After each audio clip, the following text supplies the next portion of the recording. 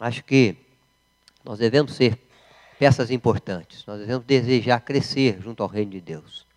Na nossa participação, no nosso envolvimento, nos cargos.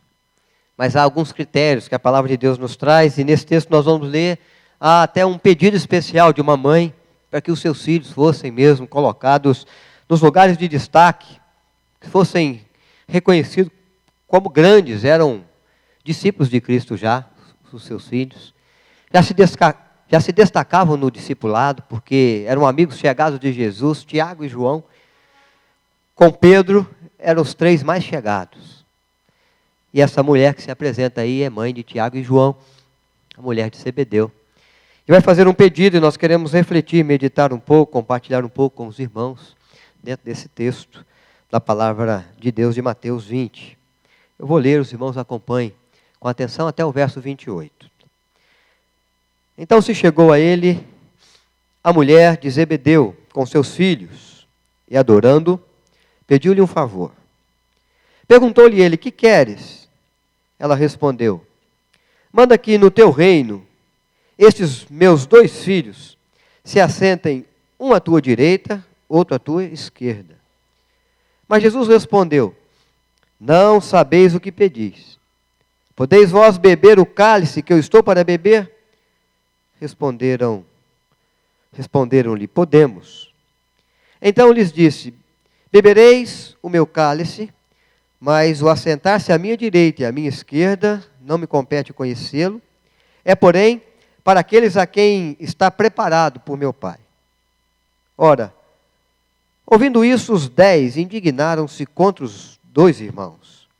Então Jesus, chamando-os, disse: sabeis que os governadores dos povos os dominam, e que os maiorais exercem autoridade sobre eles? Não é assim entre vós. Pelo contrário, quem quiser tornar-se grande entre vós, será esse o que vos sirva. E quem quiser ser o primeiro entre vós, será vosso servo.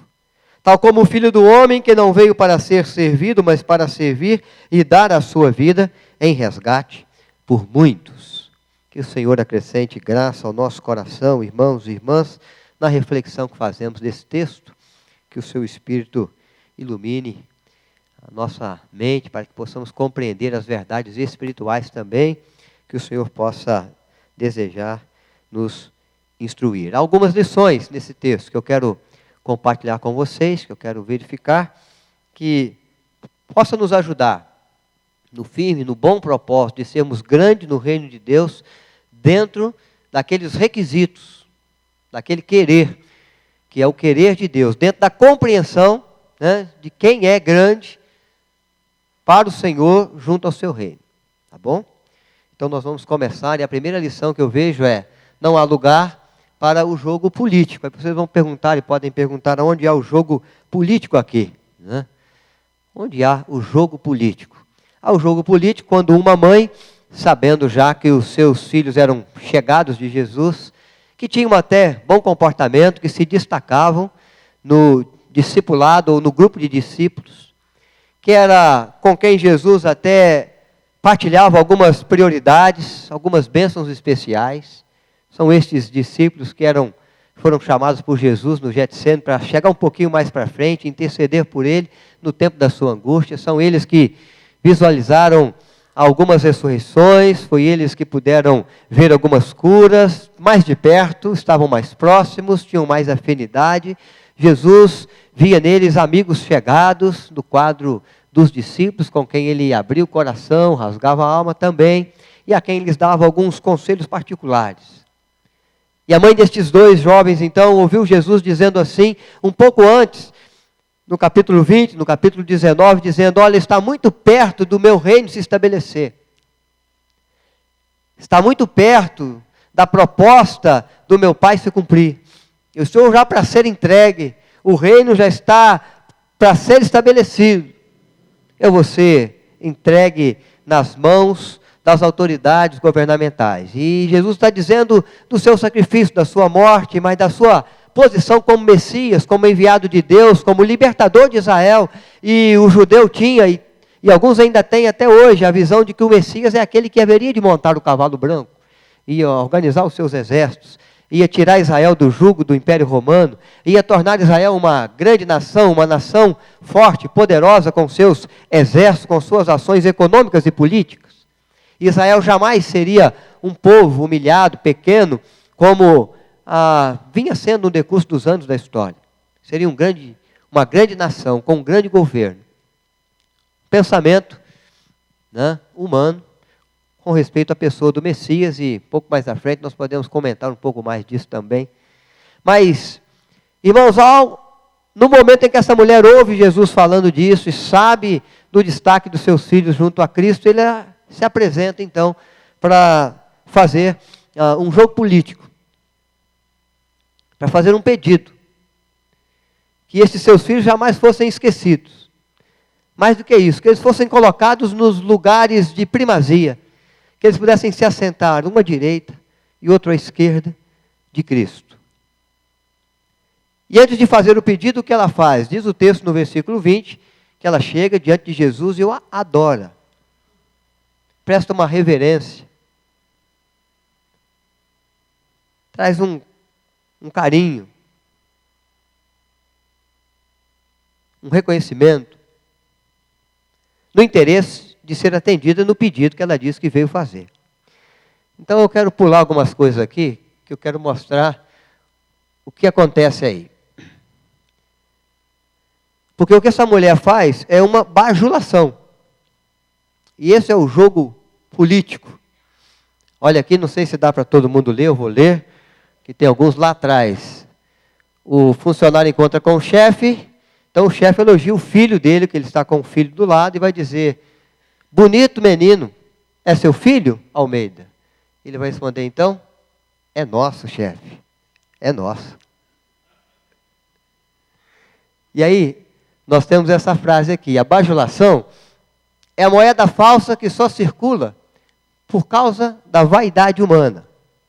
Há alguns propósitos, alguns sentimentos, algumas intenções no coração dessa mãe e dos dois discípulos. E depois nós vamos nos surpreender que mais gente pensava e queria isso também.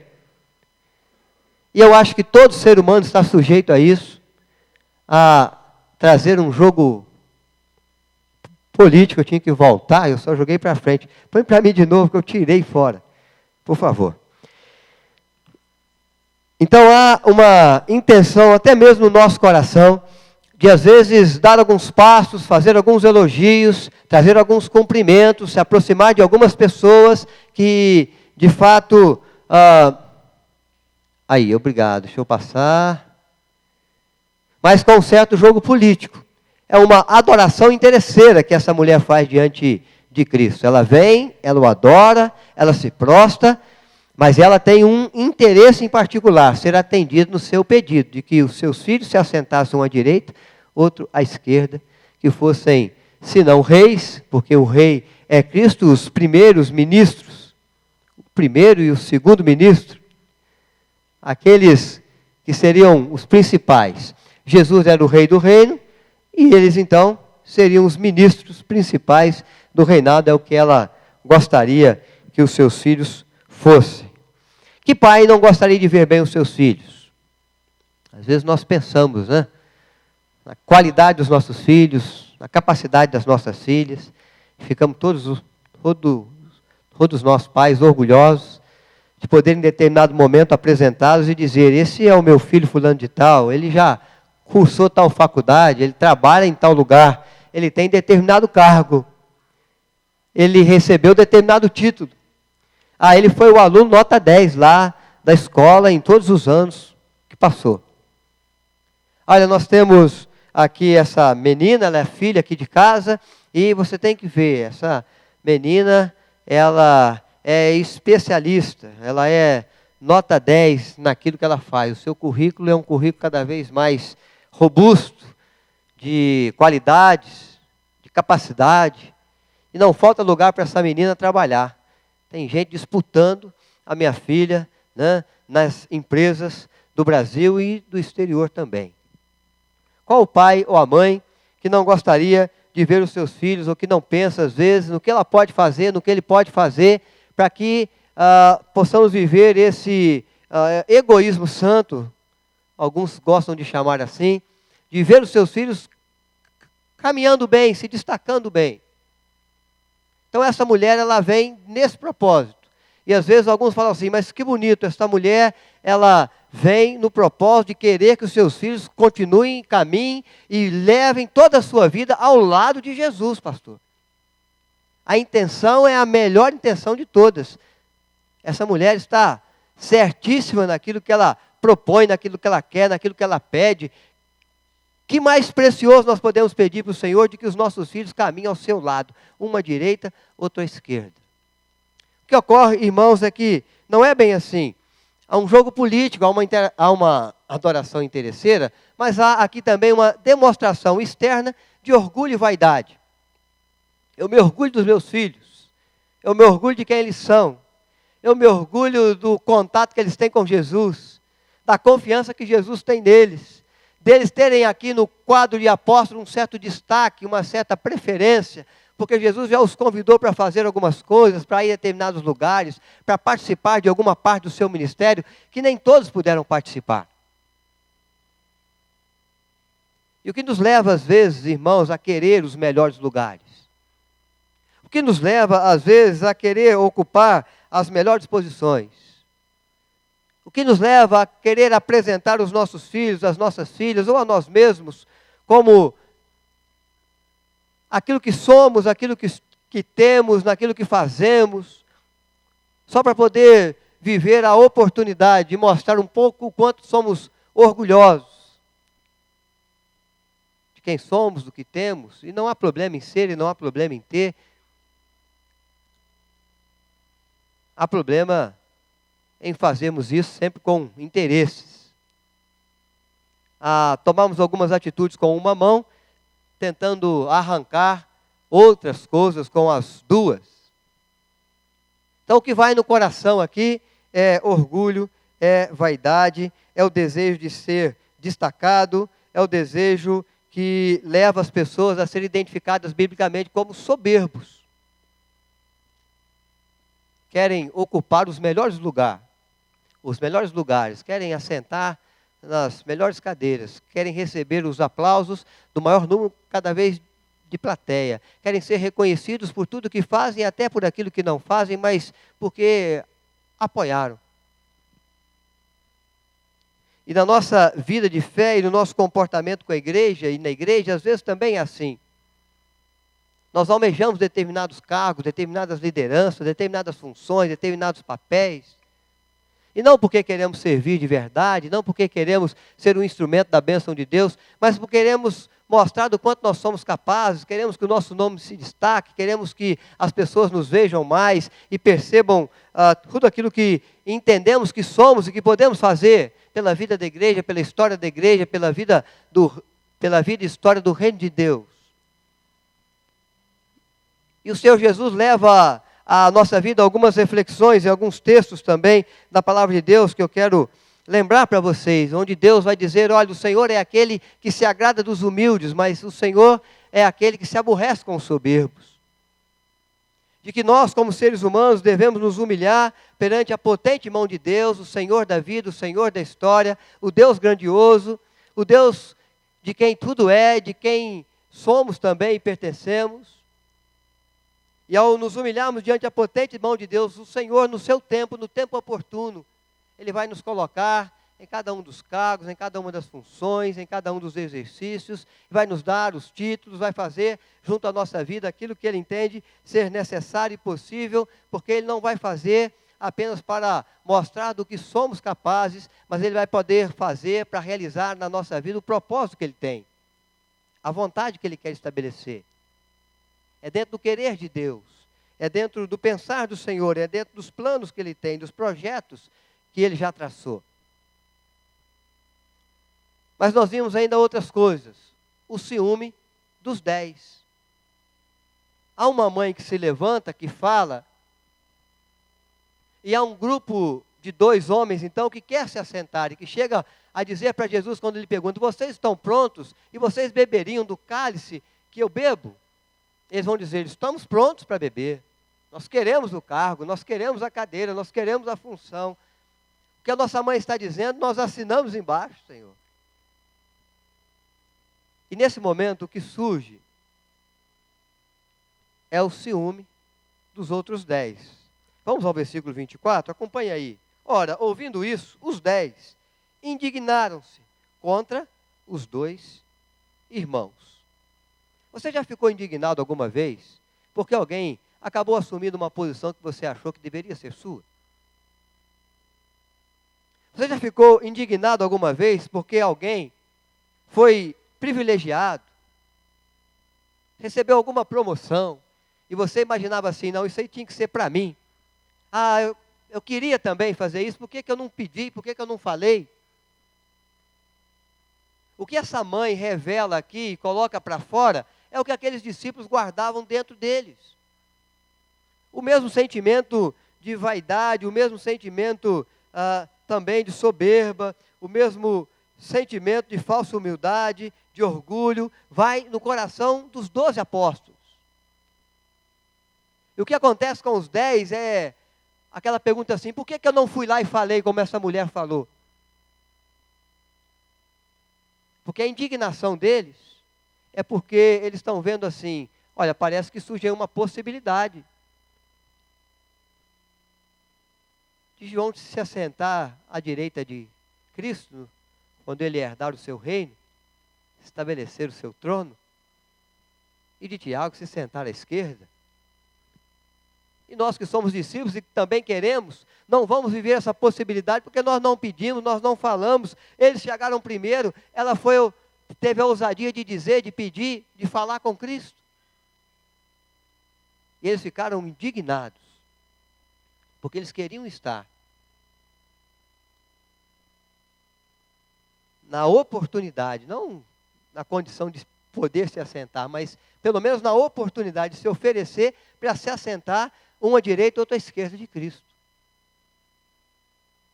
Então há um ciúme no coração aqui, que estava velado, mas que agora vem à tona. Há um desejo revelado pela mãe e que estava oculto no coração dos outros 10 discípulos. E esse é um sentimento que pode ser que você também já tenha vivido em algum momento, em alguma situação ou circunstância. Por que que o professor escolheu ele, não a mim? Se eu soubesse que era só pedir, eu tinha pedido. Por que que ele ganhou e eu não? Se eu soubesse que era só ir lá e falar que eu queria, eu tinha lá e tinha dito, eu também quero.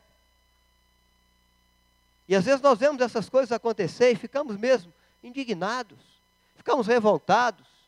E Jesus vai ter que chamar a ordem, o colégio apostólico e dizer, olha aí, peraí pessoal, não é bem assim, eu não acabei de explicar, vamos ver ainda, tem mais coisas no curso dessa história, vocês querem ser o maior? Vocês querem mesmo ocupar os melhores lugares? Vocês querem ser os líderes desse colégio apostólico, dessa igreja, desse reino que está sendo estabelecido? Então há outras instruções aqui, as quais eu gostaria que vocês observassem também. Mas há, na verdade, esse jogo político que envolve a adoração interesseira, a demonstração de orgulho e vaidade e o ciúme de todos os apóstolos, de todos os outros 10. E aí o Senhor Jesus então vai dizer àqueles 2 e àquela mãe, mas mais diretamente aos 2 apóstolos, os filhos que são apresentados, e vai dizer assim, não sabeis o que pedis. Verso 22. E no verso 23, ele vai explicar o porquê que eles não sabiam. E nós vamos encontrar no verso 23, então lhes disse, bebereis o meu cálice? Não, deixa eu ler o 22. Mas Jesus respondeu, não sabeis o que pedis. Podeis vós beber o cálice que eu estou para beber? E responderam-lhe, podemos. Então ele disse, bebereis o meu cálice, mas o assentar-se à minha direita ou à minha esquerda, não me compete concedê-lo, é porém para aqueles que está preparado por meu Pai. O Senhor Jesus está se referindo ao cálice que nós celebramos nessa noite. o cálice da aliança, da nova aliança, firmada num sangue derramado, e Jesus derramou todo o sangue, firmado numa vida que foi entregue, do justo pagando pelos injustos, daquele que não pecou se oferecendo em favor dos pecadores. Qual daqueles dois discípulos poderia tomar do cálice de Cristo na sua inteireza? Nenhum dos dois. Nenhum deles era justo, nenhum deles era sem pecado, nenhum deles tinha um sangue para verter, embora pudesse vertê-lo, mas não eficaz, que perdoe pecado, que purifique o coração, que purifique a alma, que apresente a pessoa diante de Deus na sua santidade, pela fé, na graça de Deus que se manifesta. E na verdade o que nós sabemos diante da crucificação é que onde foram esses discípulos, acompanharam Jesus de longe, não quiseram se identificar com o Mestre. Tenho certeza que quando alguém vai dizer aqui, alto lá, eu estou indignado com isso, entre esses 10 estão Pedro, aquele sujeito feroz, aquele sujeito nervoso, aquele cara sanguíneo que levanta e fala assim, peraí, se vocês têm direito, eu também tenho. E para onde foi Pedro no momento de beber do cálice, ou que o Senhor Jesus tomou o cálice para beber? No cumprir da proposta de Deus, de fazer, de estabelecer um reino, de ajuntar para si um povo seu, santo, de boas obras. Uma nação exclusiva. É aquele que veio negar a Cristo 3 vezes. Por isso que ele está dizendo, Jesus está dizendo, não sabeis o que pedis. Ainda não sabeis. É preciso que eu caminhe um pouco mais, é preciso que vocês aprendam um pouco mais, é preciso que vocês percebam um pouco mais. Às vezes, irmãos, nós pensamos em alguns cargos, nós pensamos em alguns ofícios até na igreja, em alguns ministérios para serem realizados junto ao reino de Deus, em algumas funções junto à sociedade, e nós não sabemos bem o que nós estamos pedindo, não sabemos dos calos, não sabemos das dificuldades, dentro daquele ditado popular que às vezes é muito fácil, nós vemos as pingas que o cara bebe, mas não vê os tombos que ele toma, as dificuldades que ele vive, as pressões, as lutas. O Senhor Jesus está no ministério, ele disse, olha, quem ser meu discípulo, negue a si mesmo, tome a sua cruz, assuma os seus compromissos. É uma caminhada árdua, é uma caminhada exigente, é uma caminhada de responsabilidade, é uma caminhada para quem ama o Senhor, para quem ama o seu reino. É uma caminhada para quem quer cumprir o propósito de Deus, independente das circunstâncias, mesmo que tenha que para isso dar a vida, e o Senhor Jesus deu a vida, para que a vontade de Deus prosperasse nas suas mãos.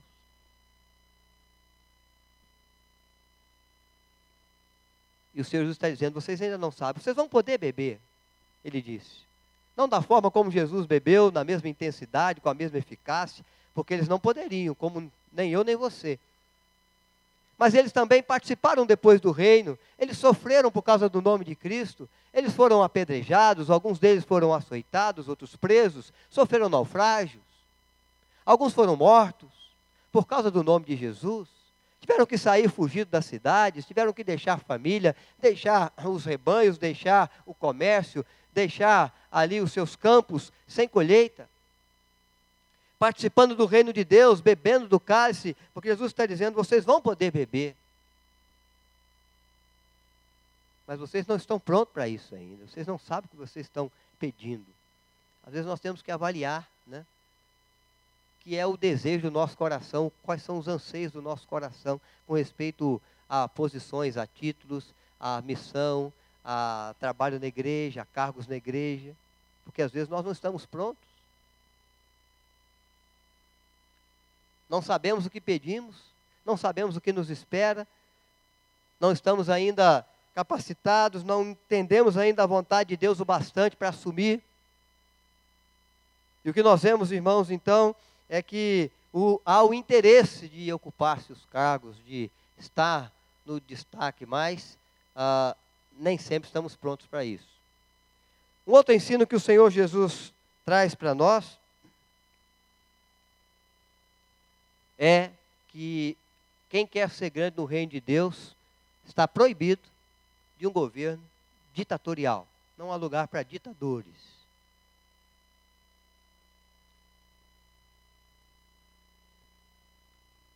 E ditador vem de uma raiz de megalóicos no grego, que é da megalomania, de gente que quer, que almeja aquilo que é grande, coisas grandes, ser grande, ter grande poder.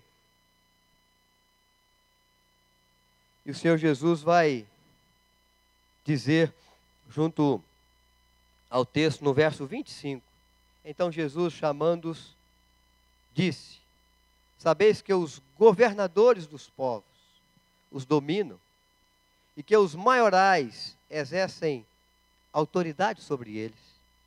No verso 26, não é assim entre vós. Primeira parte do verso 26, não é assim no reino de Deus. Não é assim entre vós.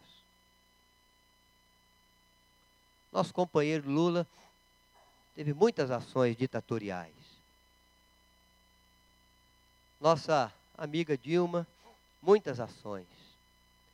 Ações governamentais que envolvem corrupção, que envolvem acordos indevidos, que bagunçam com a minha vida, que ferem o meu coração, que colocam o país num caminho difícil, num caminho de crises. Mas os governantes, dentro do mundo secular, tomam às vezes esse rumo e esse caminho. É claro que não são todos. Nós vemos a questão de Isaías. Isaías pensou que estivesse sozinho. Não foi assim? De repente Deus revelou para ele o quê? Que havia mais 7.000 como ele. Que também não havia ainda se prostrado, que também não havia ainda se corrompido, que também não havia perdido ainda a esperança, nem a confiança, nem a fé. Mais 7.000 que Deus havia preservado, que buscavam fazer o que é direito, o que é justo, o que é reto, da maneira certa. Que exerciam as suas funções com dignidade, com honra, com temor e tremor diante de Deus. Mas quando olhamos, irmãos, para a nossa sociedade, para a maioria daqueles que ocupam os nossos cargos, nós vimos isso aí, um governo ditatorial. O Senhor Jesus está dizendo, entre o meu reino não é assim. Na verdade, irmãos, o que Jesus está revelando é que há uma compreensão errada dos discípulos, de todos eles até aqui, com respeito à figura do Messias.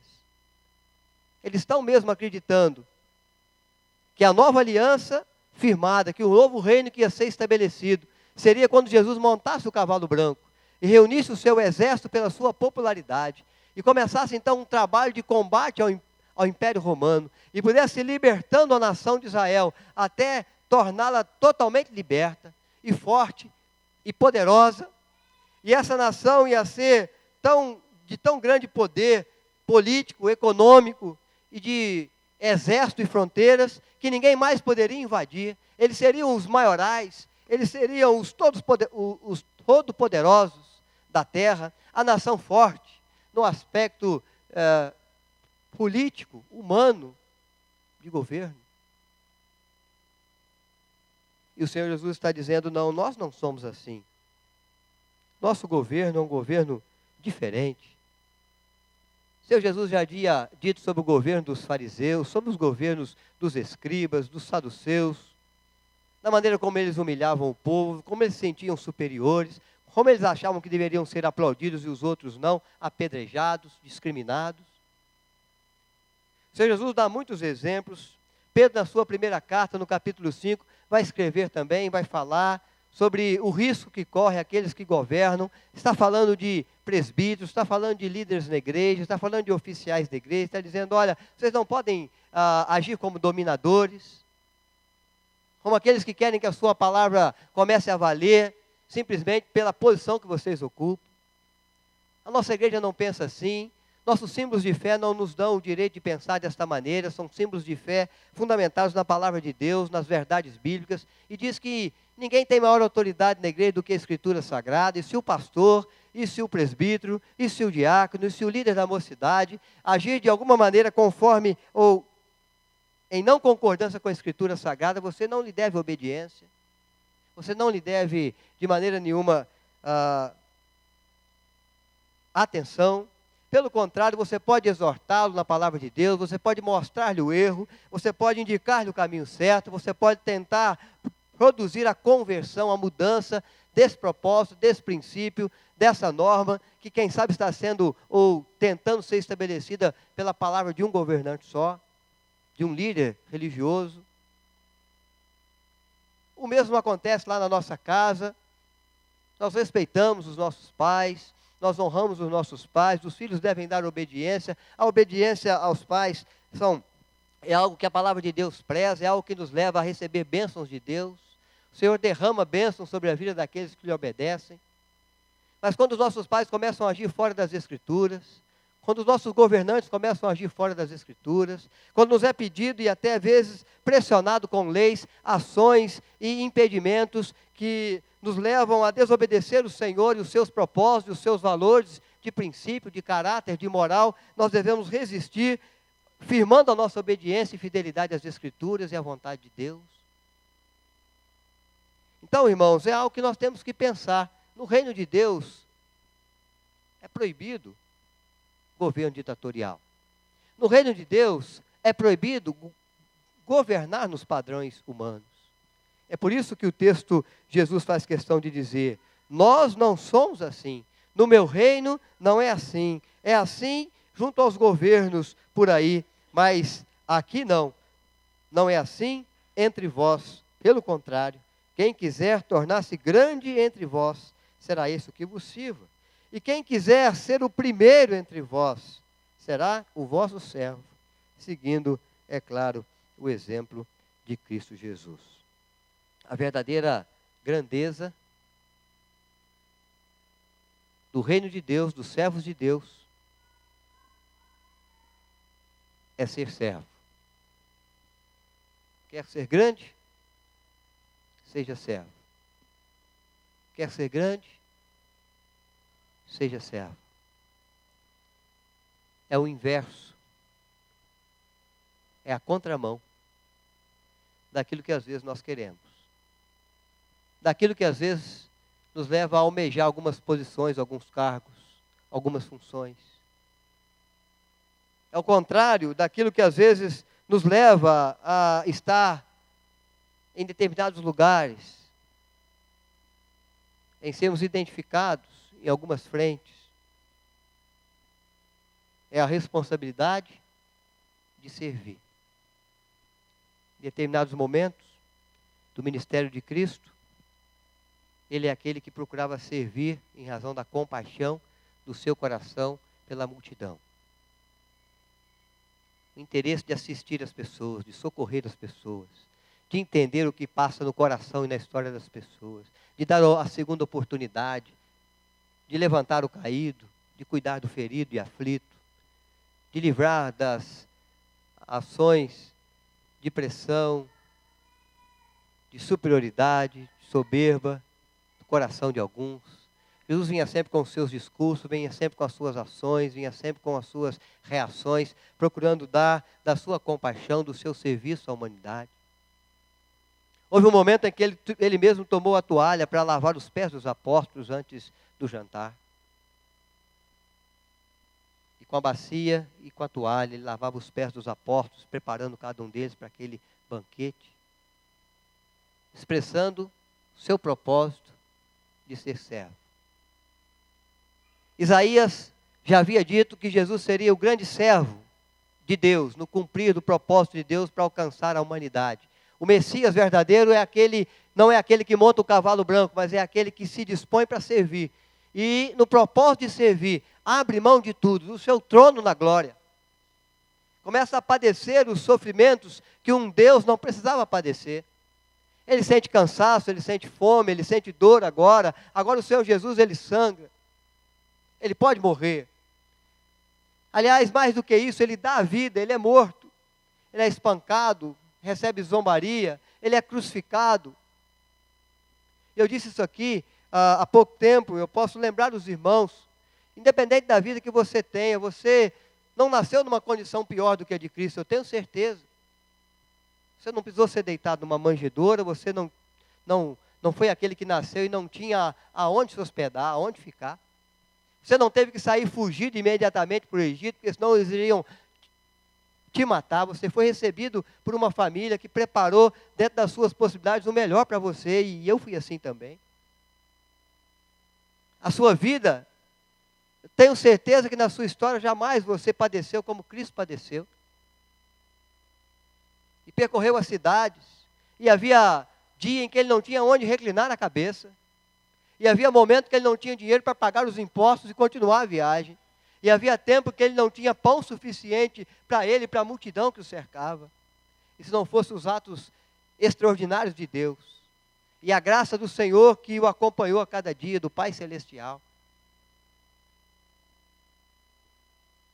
Jesus não poderia chegar até a cruz.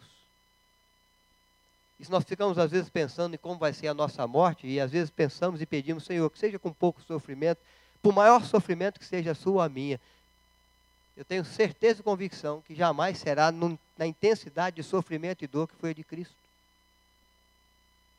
Os cravos nas mãos e nos pés, a zombaria, a coroa de espinho na cabeça, os muitos açoites. Ter que carregar a própria cruz, madeiro lavrado, pesado pela cidade. Sendo erguido no Calvário, no Gólgota, como malfeitor, sendo que não tinha feito nenhum delito. Falsos testemunhos, falso julgamento, julgamento feito às pressas, às noites, na calada da noite. Mas havia um propósito de Deus, que precisava ser cumprido. Uma vontade do Senhor, que iria ser realizada. E essa vontade passava por Cristo. Passava por Jesus de Nazaré. E este servo, grande servo, o maior de todos, foi capaz de dar cada um dos seus passos. De trazer todo o seu esforço, todo o seu empenho, de apresentar a sua vida, de dar todo o seu sangue, para que a vontade de Deus prosperasse nas suas mãos. Hoje nós somos um povo, hoje nós somos uma nação, hoje existe um reino eterno. Hoje é uma proposta de Deus de eternidade, hoje há perdão para aquele que peca, porque o Senhor Jesus se tornou o maior de todos os servos, como exemplo para mim e para você. Ele não se iludiu com a tentativa de um governo ditatorial, até que o diabo tentou. Na tentação, Jesus é levado a tomar essas atitudes daqueles que querem as facilidades, que visam as facilidades, que desejam ser reconhecidos já de imediato, logo que chegam. Mas Jesus venceu as tentações, ele trilhou o caminho mais difícil, mais longo, mas ele não fugiu do propósito de Deus antes, muito. E todo o propósito de Deus se estabeleceu naquilo que envolvia a vida e a história de Jesus de Nazaré. Quer ser grande? Jesus está dizendo, seja servo. Por isso, irmãos, nós nos assentamos à mesa do Senhor também, como servos, entendendo as graças, entendendo as bênçãos, mas dizendo para o Senhor, Senhor, que passe por mim os seus planos. Que o Senhor veja em mim um instrumento. Que o Senhor possa contar comigo dentro daquilo que o Senhor deseja fazer na igreja, fora da igreja, onde o Senhor quiser me levar, nos cargos que o Senhor entender que eu devo ocupar, mas que nunca seja por interesses políticos, por vaidade, por orgulho, mas seja sempre, Senhor Deus, para que se cumpra o seu querer, a sua vontade na nossa vida e através de nós. Que o Senhor nos veja, Senhor Deus, como servos. Nós queremos estar no seu reino. Nós queremos participar da sua seara. Nós somos já beneficiados com a sua salvação tão grandiosa. Mas que o Senhor nos veja como servos bons e fiéis, como servas boas e diligentes. Que ao contemplar o nosso coração e quem sabe dar à nossa vida aquele convite para nos envolvermos com isso ou aquilo, que o Senhor possa ouvir de nós o que o Senhor ouviu também de Maria, eis aqui a tua serva, que se cumpra em mim a sua vontade, a vontade do Senhor. Que o Senhor possa ouvir do que expressou o profeta Isaías, quando desafiado, e agora Isaías, quem eu vou enviar? Quem há de ir por nós junto a essa nação, e aí você possa dizer, eis-me aqui, envia-me a mim. Mas no espírito de servo, daquele que quer ajudar, daquele que quer assistir o outro, daquele que quer fazer com que a vontade de Deus prospere nas suas mãos.